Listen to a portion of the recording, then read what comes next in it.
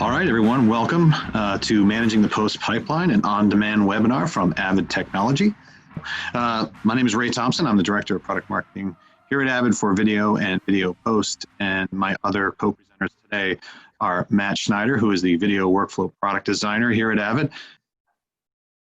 Today's agenda, we're going to cover some market dynamics that are really driving not only Avid's development and release activity, but also affecting our customers from both an economic and operational standpoint. We're going to cover the post-production pipeline solution overview, which will cover those customer needs and how they're being impacted by some of those market dynamics I mentioned, as well as Avid's capabilities. And then we'll cover a variety of different components that make up the solution workflow, and then a quick wrap-up. So as we all know, digital disruption not only continues, but it's actually accelerating. And there are a number of different factors that are really driving both the operational and economic impact that's happening on our production content delivery pipeline, as well as our customers. And it's everything from the annual growth rate in terms of the number of original scripted television series that are being produced as a net result of the continued launch of multiple different OTT service platforms. You know, Netflix certainly was the innovator here, but certainly recently we've had Disney, for example, and Disney Plus launch, as well as a number of other platforms, which is leading to not only greater competition in the market, but it's also driving production higher.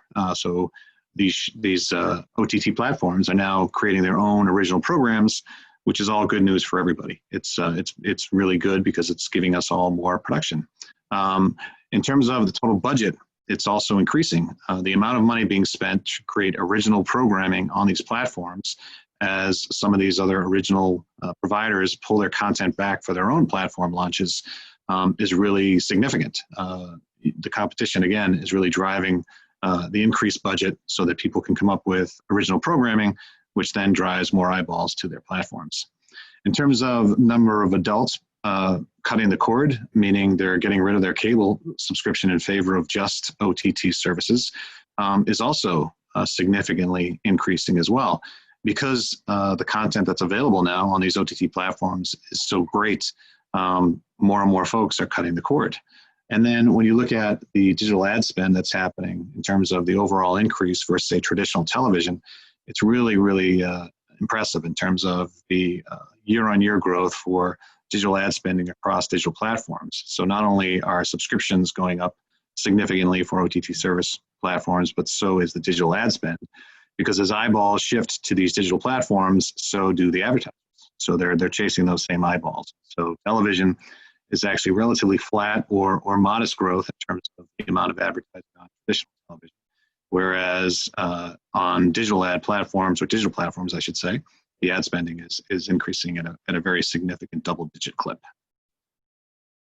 So how does that impact our customers? What we did was we sent out a survey recently to sort of talk to them about where do they see some of their key challenges, right, both from an operational perspective as well as an economic perspective. And when we surveyed those customers, some of the key challenges for them include collaboration. And from that perspective, what they're looking to do is join multiple different remote sites and or folks who might be working from home even to enable not only greater collaboration, but certainly faster time to market. The other key challenge for a lot of our customers is remote editing. Remote editing not only is enabled through a lot of the current work that we're doing, but it's also giving post-production companies an added advantage because they can now leverage not only resources that are locally available, but they can start to really broaden that pool of talent to really anywhere, right? So they can hire talented editors that may exist really anywhere in the world and give them access to projects.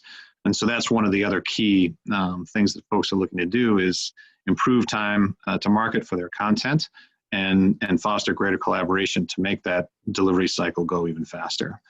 Other concerns and or things that are an area of focus in 2020 specifically for our customers, especially in post, is upgrading equipment, which will top the budget spend. So whether that's storage, cloud services, upgrading editing equipment, all of those are sort of top of mind for our customers. And then when it comes to that equipment, the other big concern for customers, as you can see, is the interoperability with other tool sets. So being able to quickly and easily plug in tool sets and then have a greater number of options when it comes to third-party tool sets to make that workflow go even smoother is absolutely critical. So picking a solution that has a broad ecosystem is really important to our customers. All these factors have really driven AVID's development cycles for years, really. So whether it's a combination of feedback we're getting from AVID's Customer Association, the research that we do on a regular basis to understand the market dynamics, some of which we just mentioned, as well as constantly surveying what our customers' needs are. That's really what drives AVID's development and roadmap. And the result of that is really the post-pipeline solution. This is where really AVID can differentiate itself from other solutions that are on the market, from both depth and breadth of what AVID can bring to the table when it comes to an end-to-end workflow specific to post-production. And whether that's a scripted series type of production or as a reality series, we can really do a nice job with addressing both from an end-to-end perspective, including extending those services out to the cloud. So let's get into some of those challenges. So when we talk to our customers, right, and you look at the post-production needs, some of the challenges include, for example, the ability to have that collaborative workflow available regardless of where folks live. So whether you're doing dailies, for example, on set and connecting multiple different post-production facilities to enable those dailies to be seen instantaneously across multiple different geographies, that is certainly one of the key components that our customers are asking for. That facilitates review and approval workflows, makes things go faster, and gives people content and access to content faster so they can, again, turn that content around quickly. Same thing for being able to log in and actually log that content, right? Whether that's a manual process, which you can do today using, for example, editorial management and logging content, or whether that's automating that process through some type of artificial intelligence. Those are all needs that our customers have to, again, speed up the production pipeline so that finding content by that added metadata that gets enhanced, whether that be manually or in an automated fashion, gives you the power to search for and find content very quickly. We also have customers asking us for powerful craft editing that is very responsive and quick, that is compatible with a broad range of formats, because nowadays folks are shooting content on multiple different formats, and being able to easily integrate that into an editing platform is critical. And then, of course, from an audio perspective, nothing really enhances whatever project you're working on better than the audio piece, right? The audio piece has only gotten more important over the years with surround sound and now even more recently leveraging some of the other technologies that are out there today that only enhance that experience. Being able to do so and do so in a powerful fashion is critical. Accessibility is also important. So being able to access content and using even a browser to grab that content is key. And again, that is fostering the ability to do greater collaboration across the workflow, regardless of what your role is within the production. And then last, but certainly not least, is being able to deliver that content and deliver that content across multiple different platforms, and do so in the preferred flavors and formats that those OTT service providers that we mentioned continue to grow prefer. So those are just a handful of some of the challenges that our customers are dealing with. So when you look at what AVID can bring to the table from the perspective of post and the post-pipeline solution, we really provide solutions that really enable that remote collaboration capability. We enable the editing and finishing. And as you'll see from the presentation, you know, AVID last year launched the new Media Composer, which has a lot of finishing and color correction capabilities now added to the system, as well as a completely redone media engine, which is more powerful, more responsive, which also enables distributed processing. So those are some of the things that, from an editing perspective, that are new in Media Composer, as well as the new UI. And again, we'll give you some examples of those in a moment. We also have improved not only the storage and Nexus file system itself, but we've added a couple different tiers, including a cloud tier for folks to easily park Nexus workspaces for backup purposes, so that you can easily, through the same common interface you use to manage Nexus today, push workspaces and have those backed up. In terms of distribution, we've added a number of different capabilities there to be able to enable the distribution of that content and do so, as stated earlier, in the preferred formats and wrappers that our OTT partners prefer. And that's big, right? And that continues to evolve, but we certainly have added quite a few capabilities there. And then, of course, from an audio perspective, not only can you do quite a bit of audio editing right within Media Composer, which is powerful in and of itself, but because of AVID'S Pro Tools platform and associated hardware, we offer an even greater ability when it comes to an integrated solution that allows you to do some real post sweetening when it comes to audio, which, as we mentioned, is one of the key pieces to a production, especially nowadays. And then last but not least, there's a growing amount of abilities when it comes to the cloud. And so we're going to delve into a number of these different components. But AVID, again, it has its roadmap driven completely by the feedback from the ACA, from our customer surveys, and from trends we're constantly monitoring in the market. And that's what we're going to go through some of today. So when you look at onset, I'm going to actually hand it over to Matt Schneider. Matt. Ray, thanks so much. So as someone who comes from a background in post-production, the most interesting and most relevant aspect of post-production is that it actually doesn't start post-production.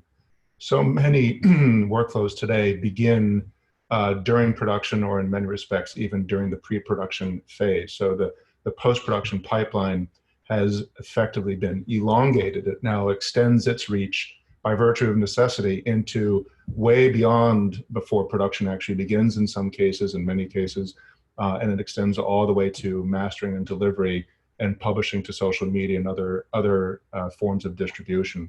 So the term post-production, which used to be historically, was limited to anything that followed production itself and anything that preceded distribution.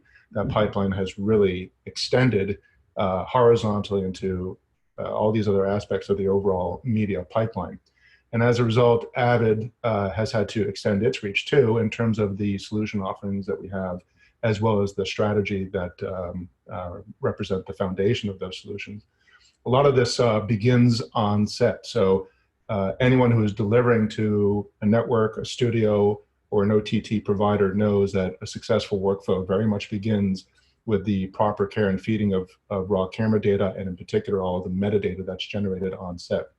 And to that effect, using either Media Composer or in many respects, editorial management, bringing those tools to the set, on set, near set, really is one way, one of several ways that you can ensure that metadata, when introduced in the field, on set, or near set, that's one way that the metadata can be tracked throughout any production from beginning to end. So for tools like editorial management, we offer the ability to access that system from really anywhere in the world to review and share content with the resources on set. A lot of the metadata that has to be tracked has to do with color metadata or director's notes, shot selections. All these things really begin at the lens and have to be tracked throughout a production, not only through craft editorial, but finishing, mastering, distribution, and so on. And OTT providers in particular have made it very clear to brick and mortar post facilities that this metadata is part of the ultimate delivery. It's part of the content that belongs to someone. It belongs to an OTT provider, or it belongs to a network or a studio. And therefore, anyone who has a supervisory role with these workflows has to ensure that that metadata is tracked throughout a production. This also means that tools, powerful tools, need to be able to provide search capabilities so that not only is the metadata created on set and contained, but it can be found when needed. So the logical step that follows, of course, is the DAILIES process and logging. DAILIES means that the content itself As color applied to it, additional metadata can be introduced, logging and tagging operations will follow, and editorial management as well as media composer both can be applied in this capacity, either in an on-set or near-set workflow, or back home in a brick and mortar facility if that's the workflow. Editorial management can provide this content to, as I said earlier, anywhere in the world. There's an intense need to collaborate and share comments and notations and metadata with respective teammates in different geographies. We have to respond to changing market conditions, changing world events, and this puts even more pressure and more strain on the tool set to be able to accommodate these needs from really anywhere.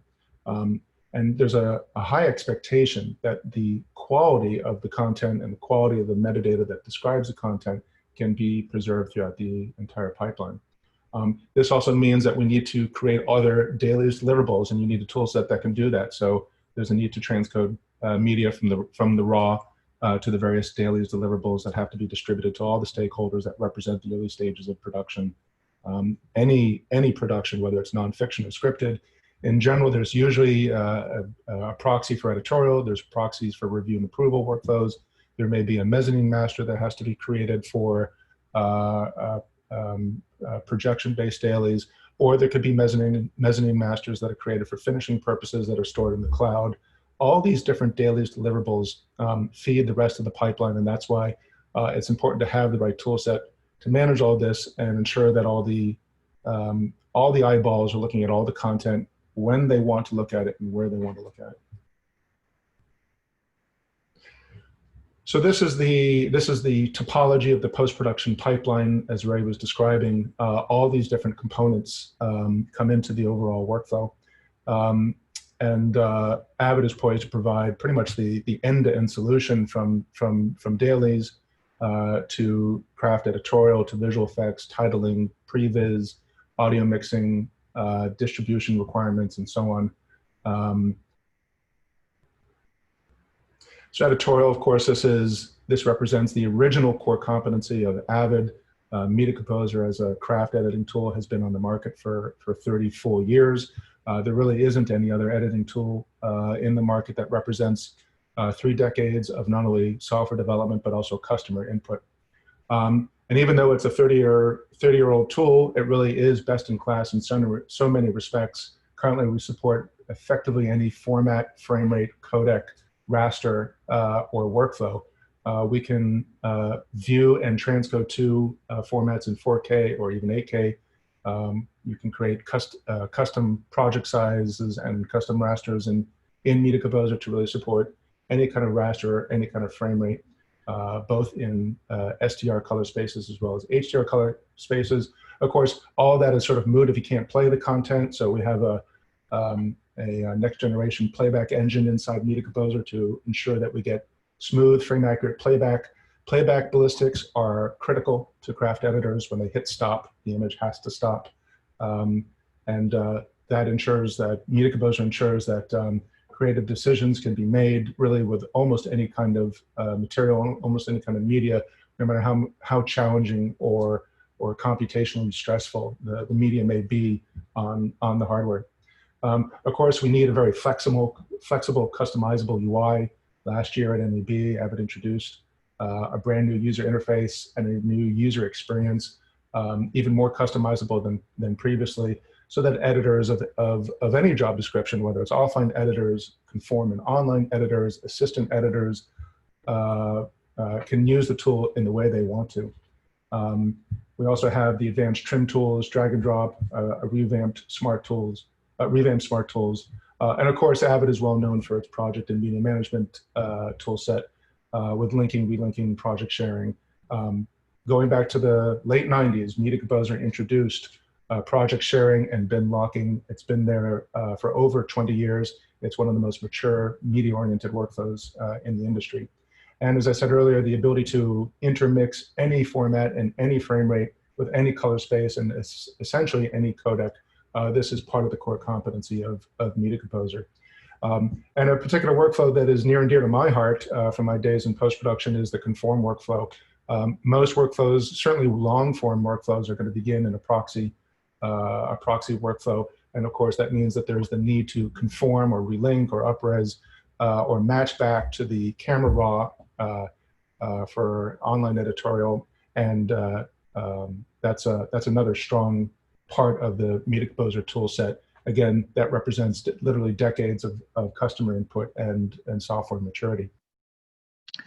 So the other key component around Media Composer is, of course, getting stuff in and getting stuff out, right? Making that easy.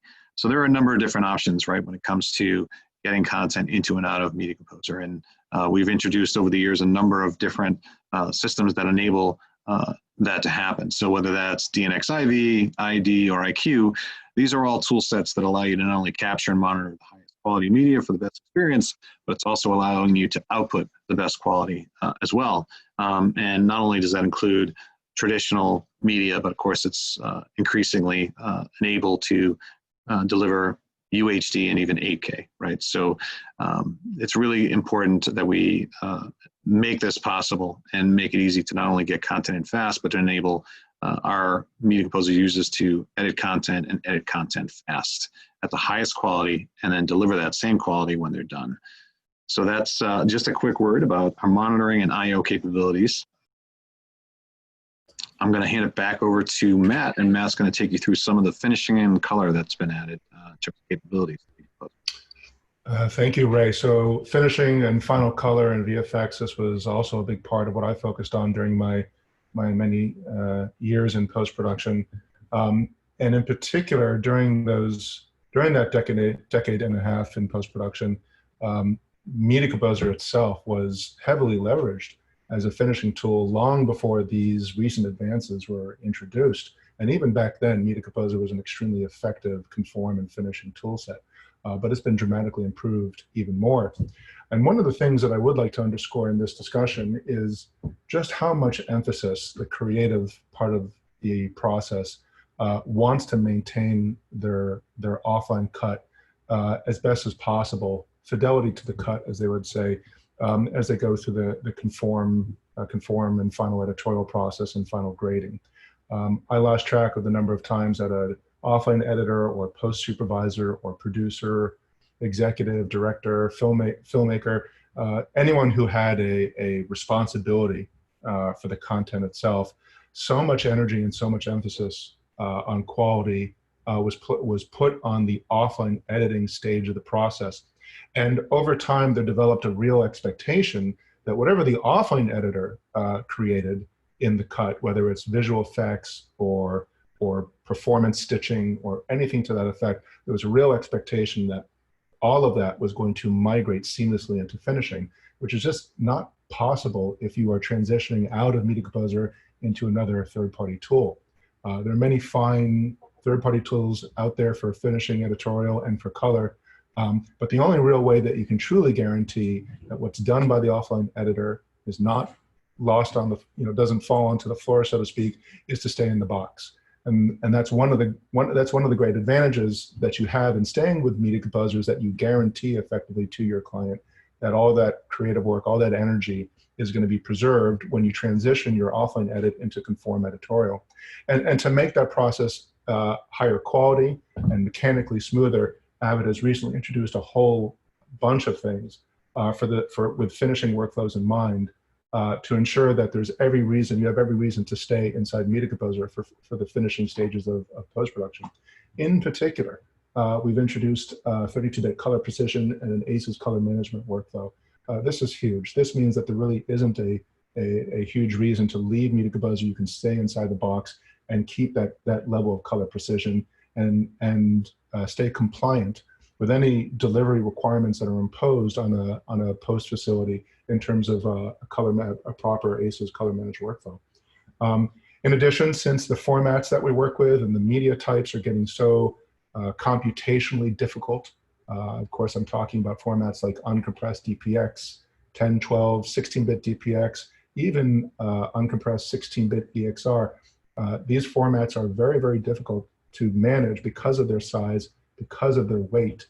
And to help with that part of the workflow, Avid recently introduced Media Composer distributed processing, which really takes the computational burden off of the front-end system and displaces the rendering and the encoding side of the workflow to really any available system behind the scenes, whether it's other media composers or dedicated worker nodes that can do a lot of the encoding the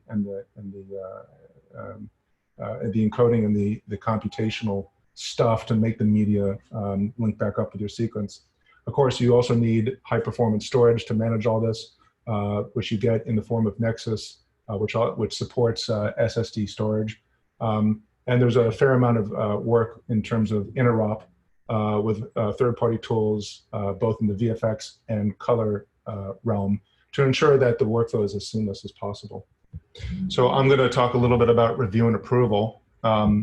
After so much time, energy, cost, and creative focus on the quality of the content itself, certainly there's a high priority to be able to review and approve the material once it's in a complete state or semi-complete state or almost complete state or whatever the state of the production is.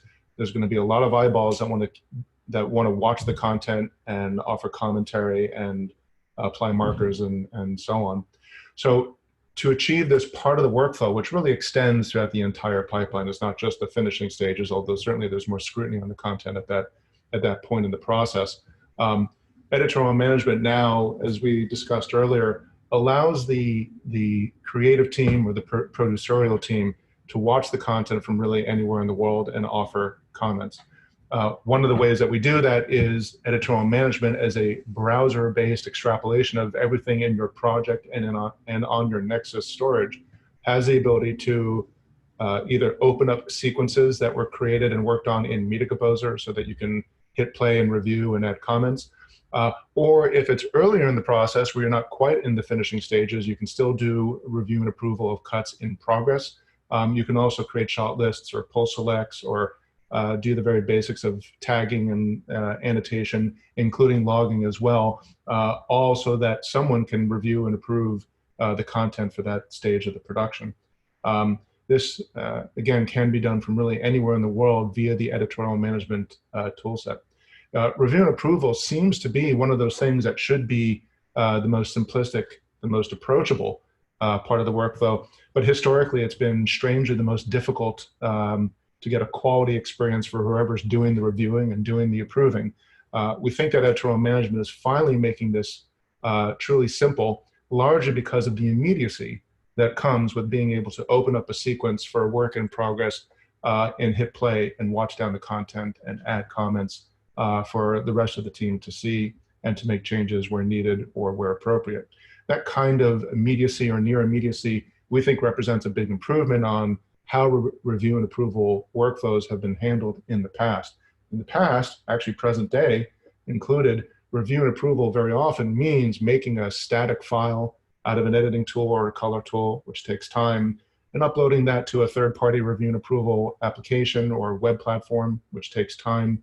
And of course, as soon as you make a flattened file out of your project, if the work continues, well, then that flattened file is immediately obsolete.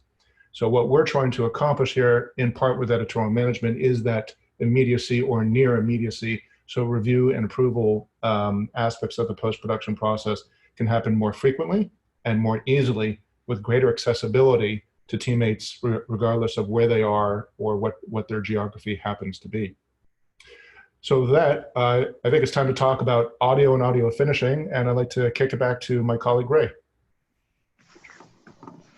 Thanks, Matt. Yeah, so, when you think about ways you can really impact the viewer experience for your content, certainly audio is one of the big ways in which you can do that. And while Media Composer certainly has a significant amount of capabilities when it comes to editing audio right within Media Composer, there's always the option as well to leverage AVID'S Pro Tools, which is, again, a staple in the industry, not just in movies, but across the board when it comes to any type of audio editing and finishing. And by leveraging Pro Tools for all of your post work, you can then take your entire soundtrack to a whole new level. This includes support for a significant amount of voice and audio tracks, as well as the ability to leverage Dolby Atmos, especially when it comes to if you're working with 3D audio, right? Again, all of which is taking what you're doing from a production perspective and just enhancing it in a way that only Avid can. And this is a real differentiator for the company, right? Because not only having the ability to work easily across the different platforms between Media Composer and Pro Tools, but doing so in a way that's seamless is one of the key differentiators, as I said. When it comes to post and when it comes to post audio, really there's just a number of options available as Pro Tools. And like I said, only Avid can really bring that to the table. When it comes to archive and asset management, this is also one of the key decisions that you need to make when you're thinking about the environment that you're working in. You think about Avid and storage, really Avid was, again, an innovator here going all the way back to Unity.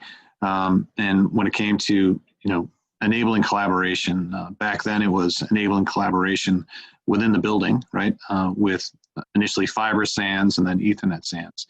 And that has certainly evolved significantly over the years, all the way up to current day, where Avid Nexus and the Nexus file system is really a software-defined file system that was the first of its kind in media and broadcast, and it now offers multiple different tiers. So Nexus is a tiered storage offering that, as Matt pointed out earlier, you can leverage things like SSD type storage for leveraging UHD and finishing type workflows where you need high performance.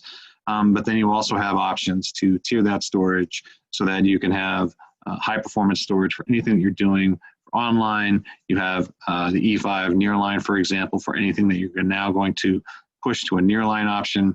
And then of course you have Nexus Cloud Spaces, which allows you to push workspaces directly into the cloud from the management interface right within Nexus. And all of this is done on the fly. So for example, Cloud Spaces, it auto provisions everything you need in the cloud in order to set it up so that as a user, you can just focus on the creative aspects of it and the management aspect of it without having to worry about all the tech that may lie underneath. And that's really always our goal, is to make it simple. So Nexus gives you multiple different tiers. It gives you the performance, the availability, the redundancy, and certainly the reliability that you've come to expect. And Avid's really a leader in this space when it comes to storage that's been tuned for production workflows, whether that's for post or broadcast and everything in between. So it's an important consideration, because not only is it critical to be able to manage the metadata and easily find content, but the storage that holds that content is really critical, because at the end of the day, that's how you're going to monetize what you're doing. And you don't want to trust that to anything but a proven solution that gives you multiple different options from online, nearline, and archive. So again, migrating our way here through the post pipeline solution, we're going to talk a little bit about distribution. So I'm going to hand it back over to Matt. Thanks so much, Ray. So at last we've reached the tail end of the entire post pipeline. And then anyone who works in content creation in really any capacity would probably tell you, if you ask them, that the mastering and distribution part of the process has very quickly become one of the most painful part of the processes. And there's two things that are contributing to that. One is the creative side, thankfully, and this is a good thing, is more empowered to make more changes more last minute in the process. That's good for creatives, and that's good for the quality of the content, and that's good for those that view the content when the content is done. But it does put some strain, some pain and strain on the mastering and distribution part of the process, considering that there are so many different deliverables now required to finish a show or finish a film.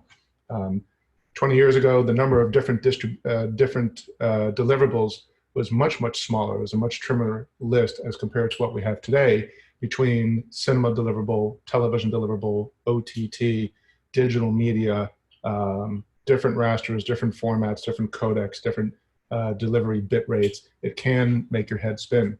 So what Avid is trying to do is to support not only workflows, but to also support the standards that are designed to take some of the pain away, which means that you should be able to master once and distribute multiple times without putting too much stress on a facility or the operators who use the tools.